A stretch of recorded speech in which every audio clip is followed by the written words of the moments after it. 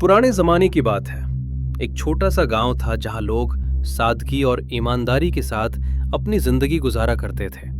उसी गांव में एक नौजवान रहता था, सादिक। उसका नाम ही नहीं, उसका स्वभाव भी वैसा ही था, सच्चा, मेहनती और ईमानदार। सादिक गरीब था, लेकिन उसने कभी किसी का हक नहीं छीना। गांव वाले उसके सच्चेपन पर पूरा भरोसा करते थे। वो हर रोज सुबह अपनी पुरानी लाठी और मिट्टी से भरे जूतों के साथ बाजार जाता और छोटी मोटी मजदूरी करता। एक दिन बाजार के रास्ते में सादिक को किनारे पर एक भारी सी थैली मिली। उसने थैली खोली तो अंदर सोने के सिक्के, एक जरीदार रुमाल और किसी अमीर आदमी की मुद्रा, सील पड़ी थी। सादिक ने मन ही मन सोचा, ये किसी अमीर का सामान लगता है, वो जरूर बहुत परेशान होगा।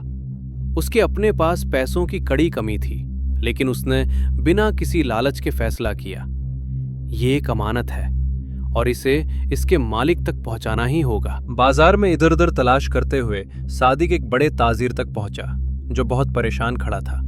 ताजिर बार बार पुकार रहा था, जो भी मेरी थैली वापस लाएगा मैं उसे इनाम दूंगा, लेकिन जिसने इसे छुपाया उसे सजा मिलेगी। सादिक आगे बढ़ा और शांत आवाज में बोला, जनाब, शायद ये आपकी ही थैली है। उसने बिना किसी लालच के थैली लौटा दी। ताजिर हैरान रह गया। उसने पूछा, इतनी दौलत पाकर भी तुमने इसे वापस क्यों किया?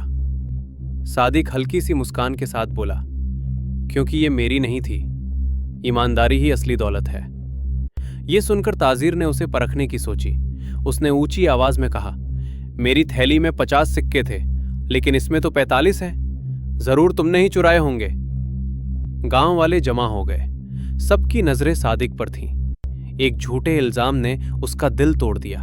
वो अंदर से कांप उठा। उसी वक्त एक बुजुर्ग दरवेश वहां से गुजरे। उन्होंने ताजिर की ओर देखते हुए कहा, ताजिर, तुम झूठ बोल रहे हो।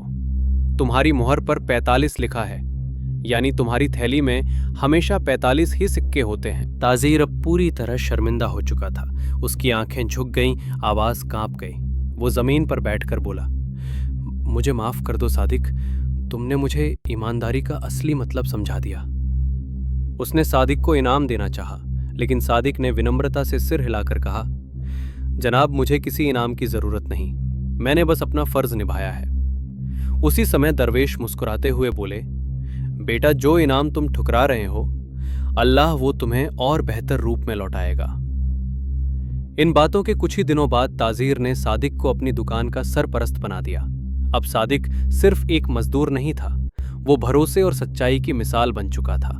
पूरा गांव कहने लगा, ईमानदारी कभी जाया नहीं जाती, आज नहीं तो कल उसका फल जरूर मिलता है।